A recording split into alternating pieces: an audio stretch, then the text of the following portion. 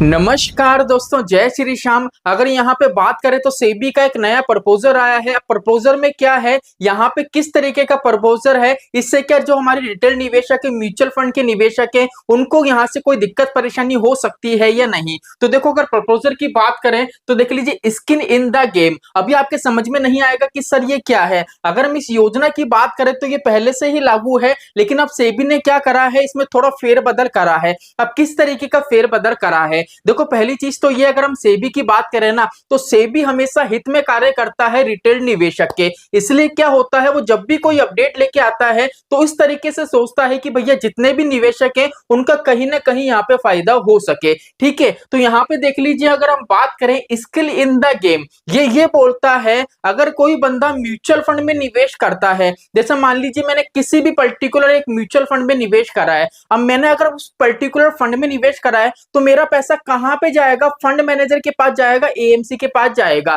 ठीक है, अब मान लीजिए मैंने कोई सा भी फंड, जैसे मैं नाम ले लेता हूं फॉर एग्जांपल के लिए, जैसे मान लीजिए मैंने एचडीएफसी स्मॉल कैप में पैसा निवेश करा है। अब मैंने क्या करा, मेरा टारगेट है कि सर मुझे तो 30 साल के लिए पैसा निवेश करना है। अब मैंने आज पैसा निवेश करा, अब क्या गारंटी है कि जो अगले 30 साल हैं ये पर्टिकुलर एएमसी है बिल्कुल स्टेबल रहेगी, इसमें कोई दिक्कत परेशानी नहीं आएगी, किसी तरीके का कोई स्कैम नहीं होगा। देखो इस चीज की तो कोई गारंटी है ही नहीं, बिकॉज म्यूचुअल फंड में जो गारंटी शब्द है यही एक बार सबसे बड़ा स्कैम होता है। ठीक है, तो यहाँ पे क्या है, सेबी ने साफ साफ एक पहले नियम निकाला था, एक ही योजना निकाली थी जिसका नाम है स्किन इन द गेम। इसके अंतर्गत ये होता था कि भैया पर्टिकुलर जो एएमसी के जितने भी मेंबर्स होते हैं फंड मैनेजर को मिला के, ठीक है, उनको क्या करना पड़ेगा, आप जिस एएमसी में जॉब कर रहे हो उस एएमसी में आपको क्या करना पड़ेगा, आपका पैसा निवेश करना पड़ेगा। जैसे मान लीजिए एचडीएफसी स्मॉल कैप है, उसमें मैं फंड मैनेजर हूं, या मान लीजिए किसी भी पोस्ट पे मैं उस पर्टिकुलर एएमसी में हूं, तो वहां पे क्या करना पड़ेगा, मुझे मेरी तनख्वाह का 20% पैसा निवेश करना पड़ेगा। ये सेबी ने इसलिए बोला था, जिससे क्या होगा, क्योंकि स्कैम जितने भी होते हैं ना वो पर्टिकुलर, अगर बैंक में कोई स्कैम होता है ना तो बैंक के अंदर के जो मेंबर्स होते हैं ना वही स्कैम करते हैं। इसलिए सेबी ने ये योजना निकाली थी कि भैया जब पर्टिकुलर फंड है, एएमसी है, वो एएमसी के अंदर के जितने भी लोग हैं पर्टिकुलर उसी फंड में अगर अपना 20% पैसा निवेश करेंगे तो यहाँ पे स्कैम की संभावना है वो कम से कम हो जाएगी। तो सेबी का ये नियम था, लेकिन यहाँ पे फेरबदल अब इतना हुआ है, सेबी का ये कहना है कि एएमसी में जितने भी मेंबर्स होते हैं ना सबकी तनख्वाह अलग अलग होती है। किसी की 25 लाख होती है, किसी की 50 लाख होती है, किसी की 1 करोड़ होती है। ठीक है, अब जो 25 लाख कमा रहा है वो भी 20% क्या करे, अपना पैसा निवेश करे, जो 1 करोड़ कमा रहा है वो भी अपना 20% पैसा निवेश करे। तो ये पॉसिबल नहीं होती है, कहीं ना कहीं उनकी जो फाइनेंशियल कंडीशन है वो खराब हो जाती है। बिकॉज आज का टाइम ऐसा है, अगर आप 50,000 कमाते हो तो 50,000 रुपए भी आपके लिए कम है, अगर आप 1 करोड़ कमाते हो ना तो 1 करोड़ भी आपके लिए कम है। बिकॉज जितना ज्यादा हमारी इनकम बढ़ती है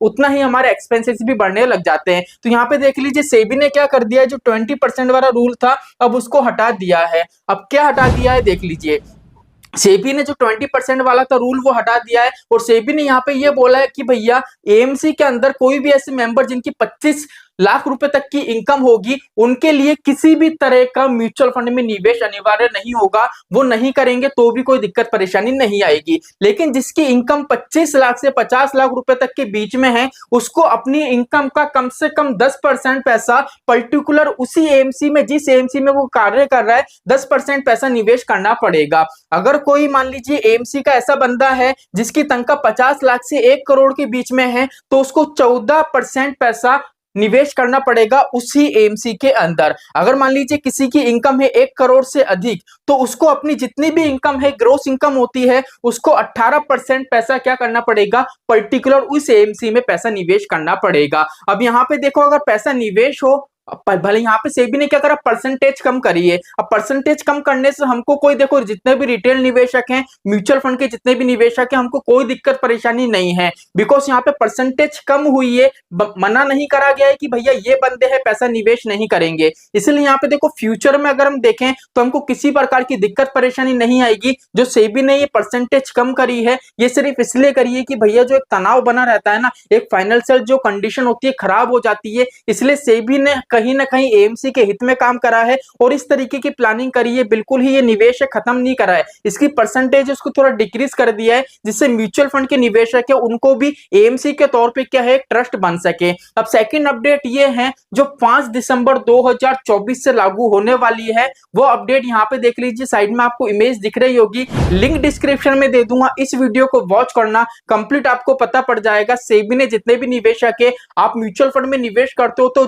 जो कौन सा फंड अच्छा है कौन सा फंड अच्छा नहीं है, आप पर्टिकुलर एक नजर में आप पता लगा सकते हो कि कौन सा फंड अच्छा है। इस पे डेडिकेट वीडियो बनी हुई है और कल से ये अपडेट है लागू हो जाएगी, मतलब 5 दिसंबर 2024 से। तो चलिए आज के लिए इतना ही, मिलते हैं हमारी नेक्स्ट वीडियो में। जय श्री श्याम दोस्तों, जय श्री राधे।